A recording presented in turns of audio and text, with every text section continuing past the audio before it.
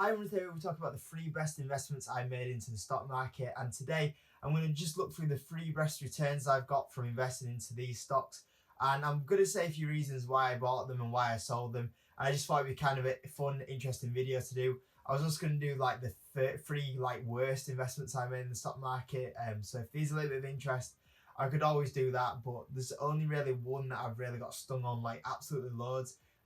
But I thought this would be an interesting one to see the 3 best investments that I have made into the stock market. So my number 3 spot is Wynn Resorts. Now, interesting enough, the other 2 were recent IPOs that I'm going to talk about, and this wasn't really an IPO.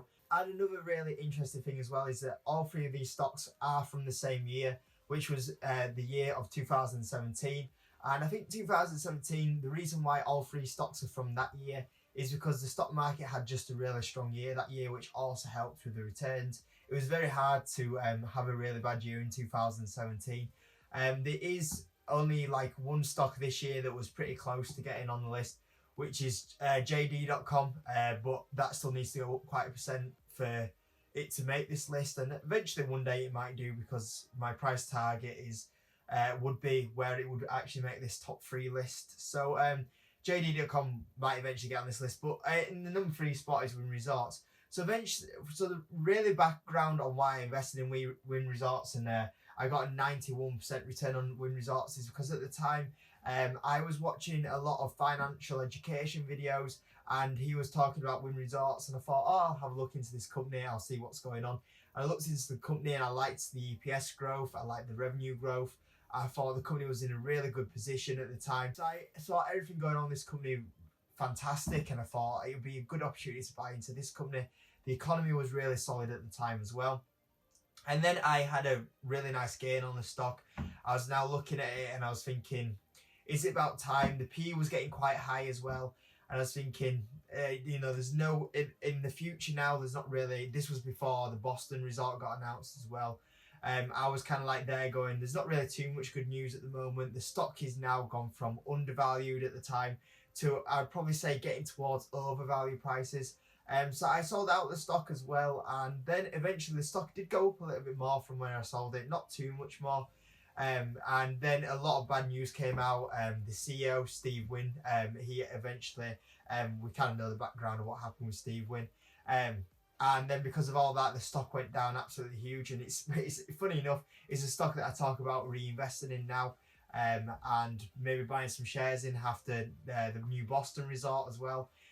So for me, Wynn is now a stock that's back on the list that I might buy, but one of the best returns I have got off the stock market was Wynn Resorts, which was a 91% return. So the second stock is Ferrari, with the coolest ticker symbol ever, which is race. And their stock return for me was 106%, which I was definitely really happy about at the time. It was actually a recent IPO from Ferrari. They haven't been on the IPO that long. It's one of the earliest IPOs that I picked up. Apart from number 1 spot, that was pretty recent as well.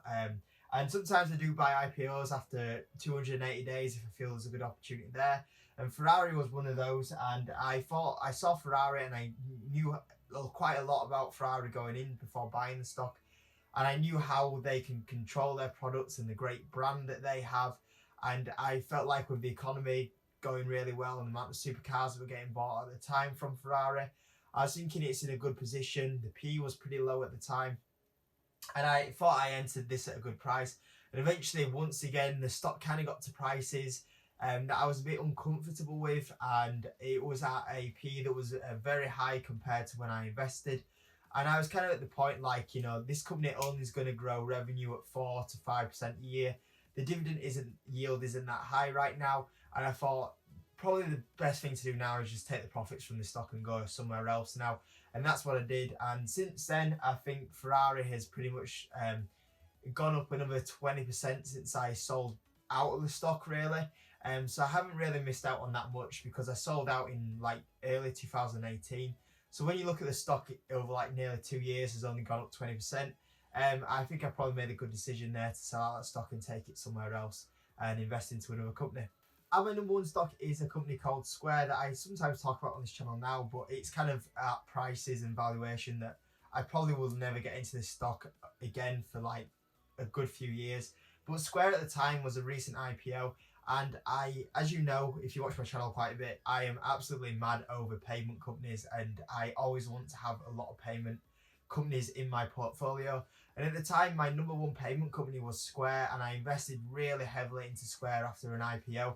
And I just felt like this company was dirt cheap. We were talking about, it was about $20 for a share in Square. And I was looking at the potential, and at the time, Square was forecast to have, I think it was somewhere like 30-40% revenue growth and EPS growth.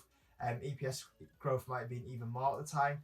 And I was thinking, this is such a great company. It was the first one really to have like the mobile payments. So I thought that was kind of like a disruptor in the sector as well.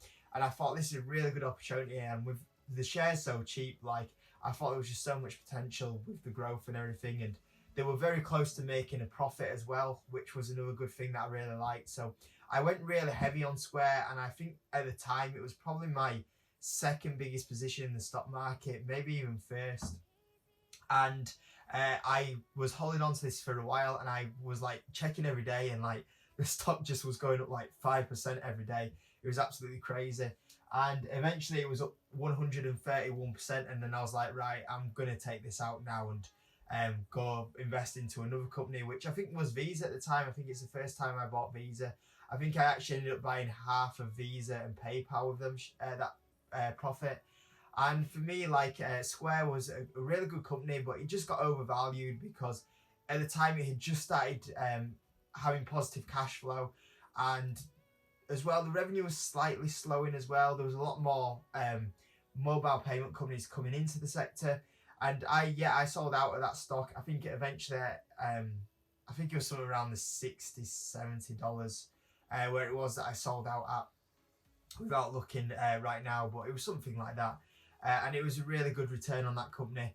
And for me, like when I look at Square right now, the prices I sold at, it went up to, from there it went up to about $100, and now it's pulled back to about $70 a share for the stock. So there was still a little bit of upside, but for me, it just kind of got to the point where it was too overvalued for me. Then I sold out. But overall, I still think it's a good company, and I think that was probably when people ask like, what was your best financial investment you made? I always say investing into Square, because I just got it such cheap IPO rate, and the gains that I had of 131%, I was just really happy about that as well. So yeah, guys, that's me talking about the 3 best investments that I made into the stock market over the investing time that I've been in. For like the last just about over 3 years now, I think I've been in the stock market. So hopefully, like I say, this list will change a bit going forward.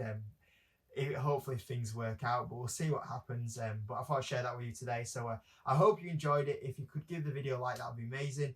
Subscribe if you haven't subscribed as well, and I'll see you on the next video.